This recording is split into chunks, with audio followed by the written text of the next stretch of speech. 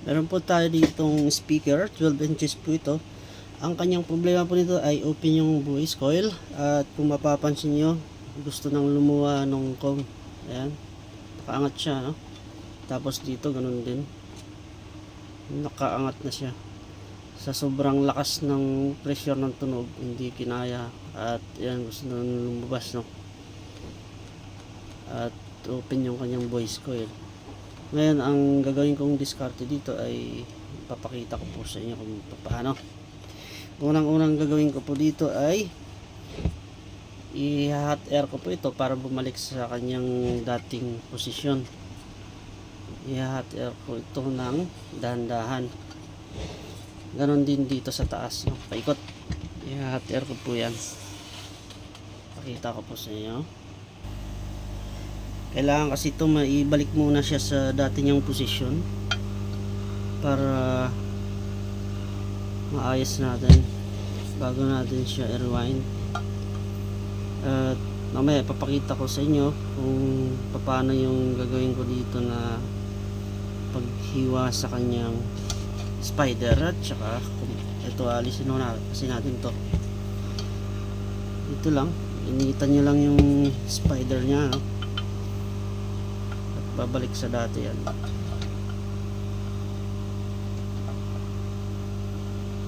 Kailangan nyo lang initan, kaya mas maganda kung mayroon kayong hot air.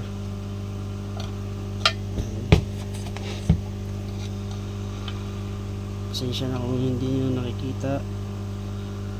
Mapapansin nyo naman parang nag-shrink siya pagka ininitan nya. Katapos ito, ang gawin nyo ay lagyan nyo siya, lagyan nyo siya ng rugby paikot. Pero ang ano talaga nito, recommendation ko is palitan. Yun nga lang, dito kasi sa lugar ko ay wala tayong makuha nito, kaya ganito yung aking discarding gagawin. Ayan na siya, nag-shrink na siya konti-konti. Mag-shrink yan pagka nainitan na siya. Okay. Kailangan may pantay talaga ito muna bago natin hiwain, kasi mahirap na siyang i-align pagka nahiwa na. Ito kasi meron pa siyang nakakabit, kaya mas maganda dito pa lang ay iayos na natin yung kanyang deformation, tawag doon. Ayan, unti-unti na bumabalik, no? Ito, ayan. Saktong init lang, kasi pagka nasobrahan din ay nadideform na ano siya, nag-iiba yung kanyang pinaka forma. Ayan, forma. Ayan na siya, unti-unti na bumabalik sa dati. Ayan. Ito, pakita ko sample, no? Ewan ko lang kung makikita nyo, ayan, nag-shrink siya. Yun, bumababa, ayan siya pagka naiinitan. Kailangan tansyahin nyo, wag yung sobra, kasi pagka sumobra naman ay mahirap na ibalik. Makikita nyo naman kung nag-shrink siya or hindi. Ayan, kunti na lang to dito pa sa area na to. Meron, ayan, mapapansin nyo bumaba na, no? Ayan.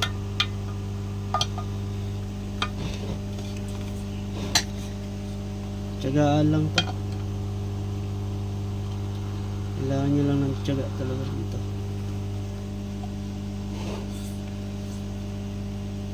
Okay, dito pa sa side na to.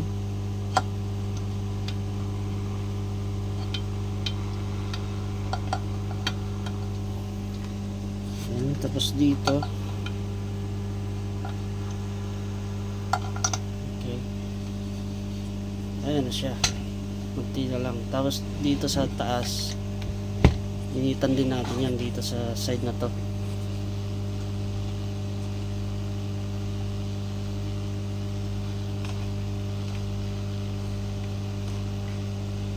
nag-a-align siya yan.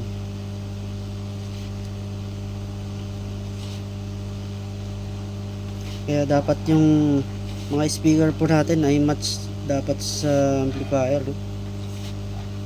Kasi pagka hindi, ganito talaga mangyayari sa kanya.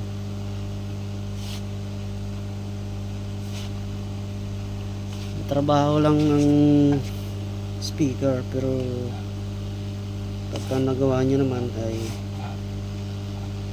ayos na ayos.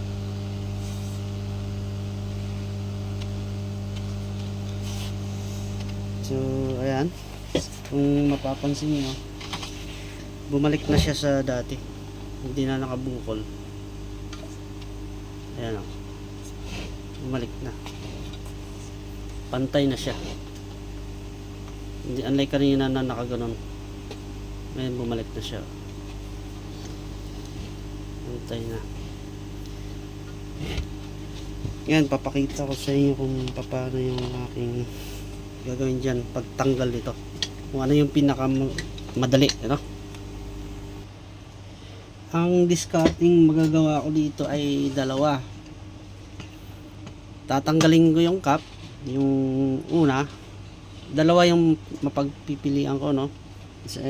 Tatanggalin ko talaga yung cap nito, tapos hihiwain ko siya doon sa pinaka voice coil hanggang tumagos siya dito. Or tatanggalin ko to, yung paikot na rubber, at tatanggalin ko yung buong cone. Pag natanggal ko na, tsaka ko hihiwain yung spider dito. Mas madali yon, ano? At ano siya, kumbaga ang i-epoxy lang natin ay dito sa ilalim, yung hiniwa natin. Kasi dito sa gilid, ang ididikit na ho natin dyan ay yung rugby. So kaya ang pipiliin kong diskarte ay tatanggalin ko yung buong cone kasama yung voice coil, at yun nga, hihiwain ko dito para matanggal ko ito ng buo. Tapos ito, yung paikot, tatanggalin ko rin. Papakita ko po sa inyo para at least meron kayong idea. Ito, kung nahirapan ko yung tanggalin, pwede nyo namang lagyan niya ng ano, ng thinner. Thinner lang nilalagay ko dito kung halimbawa mahirap tanggalin yung rubber na to. Ganun din yung pinaka edge. Ito, wag nyo lang persahin kasi baka mapunit. Ayan. Kaya talagang pag may ginagawa kayong speaker na ganito, kailangan nyo talagang matyaga, ano? Ganyan lang siya. Eto na, malapit na siya, guys. Tyagaan lang.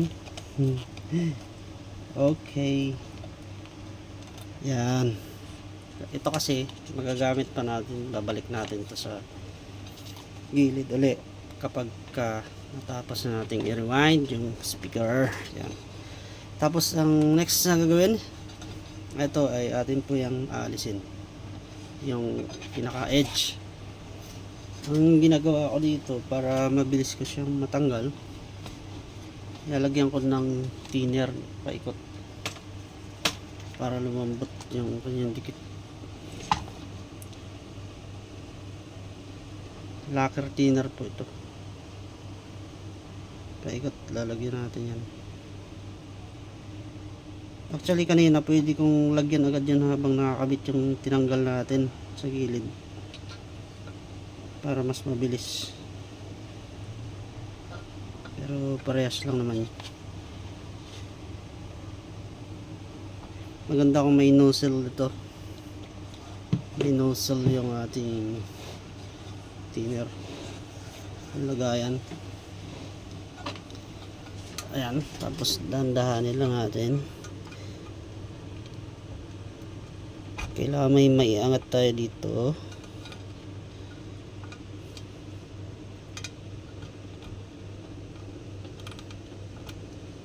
Okay, ito na.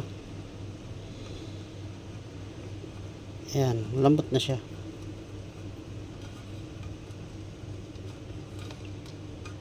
Dito ay huwag nyo pong persahin kasi mapupunit. Ganyan lang siya.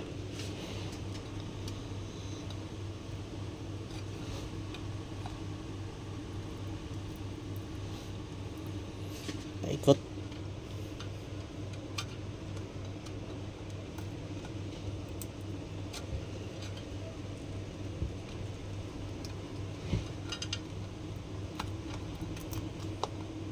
Ayan.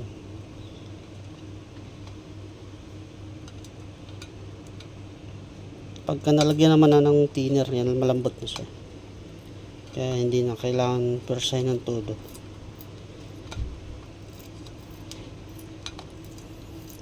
Kung tumigas uli, applyan nyo na lang ulit ng thinner.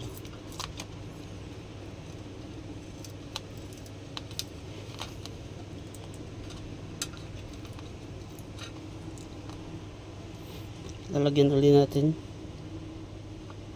Okay. Yun. Mas lalong lumambot. Ganon din dito.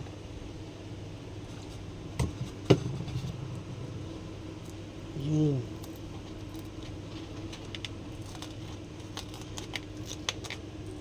Malambot siya. Pag wala kasing thinner to, nako, mahirap tanggalin. Yan, tanggal na siya. So, hindi nasira yung ating pinaka-edge. Intact pa rin. Ang next na gagawin ko dyan ay dito na ako maghihiwa sa spider. Dito mismo. Sa pinaka-puno. Dito. At kaya natin inuna to para madukot natin dito. Yung sa ilalim. Ganito lang yan. Hindi ko lang alam kung nakikita niyo po, no? Medyo mahirap yung ating pwesto. Yung pinaka-puno talaga, doon nyo hiwain. Wait lang guys, dito sa part na to. Yung kung makikita nyo itong may dikit, tutok ko lang yung ating camera. Sinsya na kayo, cellphone lang gamit natin ngayon.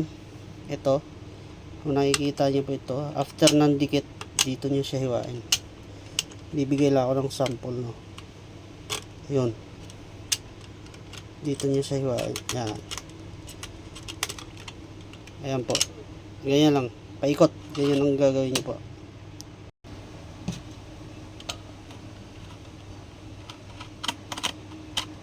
Ito kasi dito, sa part na to, malambot lang hiwain yan.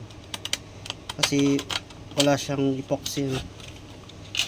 Pagka hiniwa kasi natin dun sa may part ng epoxy, tigas, matatagalan at posibleng masira pa, lumaki yung damage.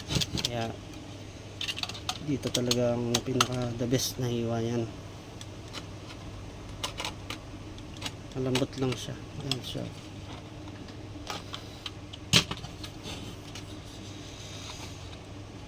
Tutok ko lang yung ating cellphone, no?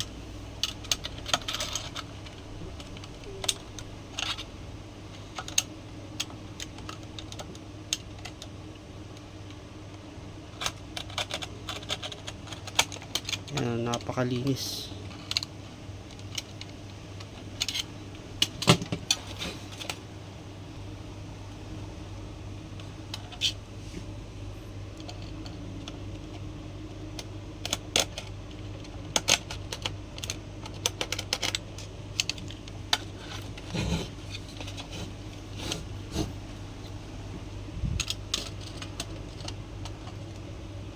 Ay, sorry. Hindi nyo nakita.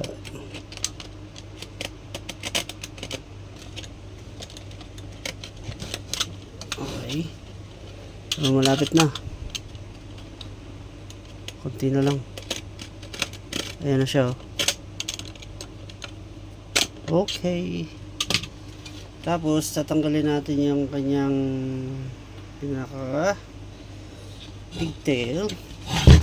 Tanggalin natin sa hinang. Okay. Itong pigtail na to, dalawa. Nakahinang lang naman yan. Dali lang siya tanggalin. Ganoon din dito sa kabila.